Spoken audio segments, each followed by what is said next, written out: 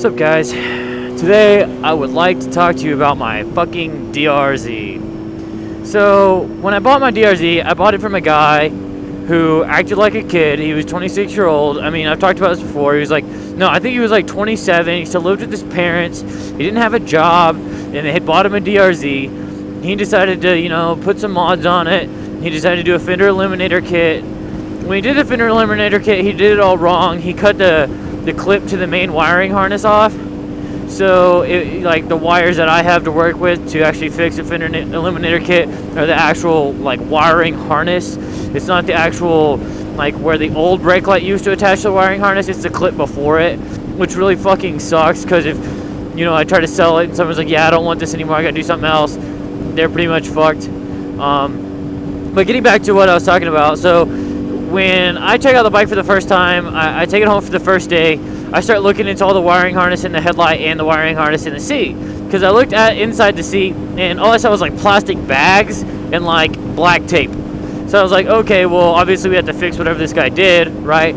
So I look at it, and the guy used conduit wire. If you know what conduit wire is, that's wire that they run in houses for like light bulbs and the stuff that goes to the plugs. That's what they run as conduit wire.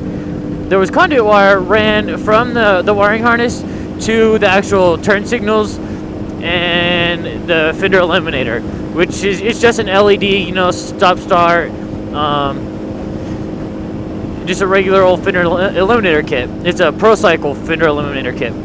And so I was like, okay, well, so the first day I get it, I take all that shit out, I put actual 16 gauge, wire in it, and I rerun everything.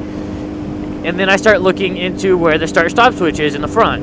And I noticed the start-stop switch is, like, it doesn't have any, like, stock, I guess, heat wrap on it. It's just, like, black electrical tape. The whole thing is black electrical tape. So I'm like, what the hell is going on? Like, why is it just covered in this? So I start cutting off tape. I cut off tape in the whole headlight. And for some reason, somewhere inside where the start-stop switches, he started cutting wires and just started putting them back together. There were just wires, it's just a fucking mess.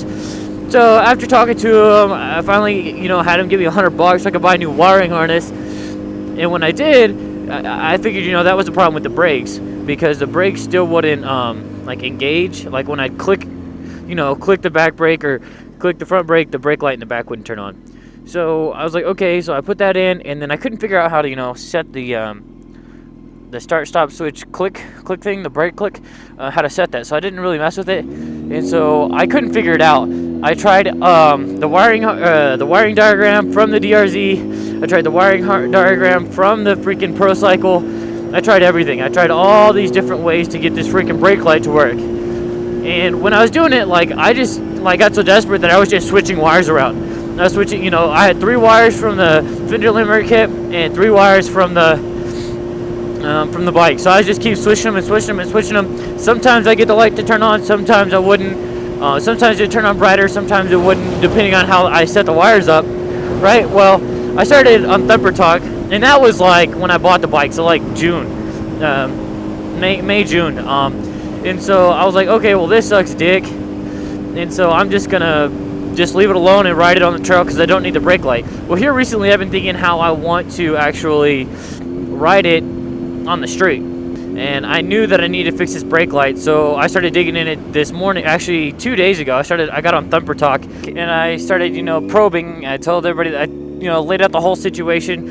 And if you ever have any questions, you can always hit me up on Thumper Talk, Anonymous Black Axe. But back to my story. And I don't want to be rude to Thumper Talk, but nobody really replied. I mean, another guy's like, yeah, your brake should be on, and then when you push the brake, it should get brighter, which I know that, and so they didn't really help.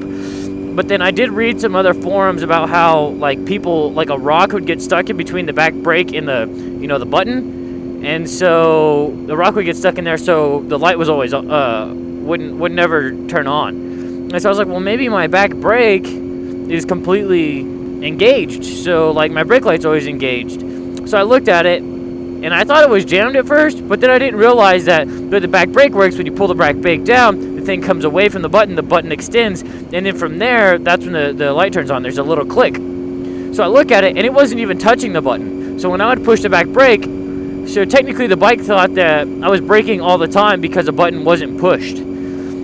So I twisted it back to where you barely push it, you know, the light comes on or where it clicks. So I was like, okay, well that's how it needs to be. And so I went back to the diagrams, and all the diagrams were still wrong. Even what people had said on Thumper Talk, all that was wrong. So I knew that my brown was my ground, and my black-white was brakes. So, in knowing those two, obviously it didn't take that long to, you know, figure it out with the fender eliminator. And I just wired it all back together, crimped it all back down. I didn't make it waterproof, but you know, whatever.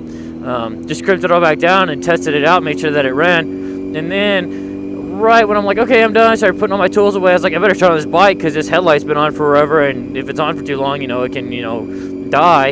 And it was dead. I went and I turned on the bike, and it wouldn't even turn on. So I just kind of did my little run and jump thing, run, jump on it, popped the clutch, and got it to turn on, and then rode her for like 10 minutes. So the battery could, I guess I like to call it airing up, like a balloon, had to re-air up. Yeah, I was super happy. I felt like such a man after doing that. Because, like I said, I had worked on it before. I pretty much just gave up because I had worked on it for like 4 days straight, and I just wasn't trying to screw with it. And then I finally put the 2 clickers back onto my front brake, and so the front brake works and the back brake works. It illuminates how it should. It kind of just blows my mind that I didn't think about that like 3 months or four however long ago when I was sitting there dicking with it. But now that it's fixed, I'm super happy. Now I can work on getting it. I mean, it's street legal. It has its registration. It has its tags and everything. It's just I don't have the war. I want to motard it out, but I got to save money for that. I really got to save money for that. It's gonna be like a good $2,000, and if I do that, I got to keep it forever. If you ever have any questions on the DRZ or the 919, or if you just have questions about anything in general, feel free to send me a message. Don't forget to subscribe and like. I'm gonna head to the gym, and we'll see y'all later. Anonymous out.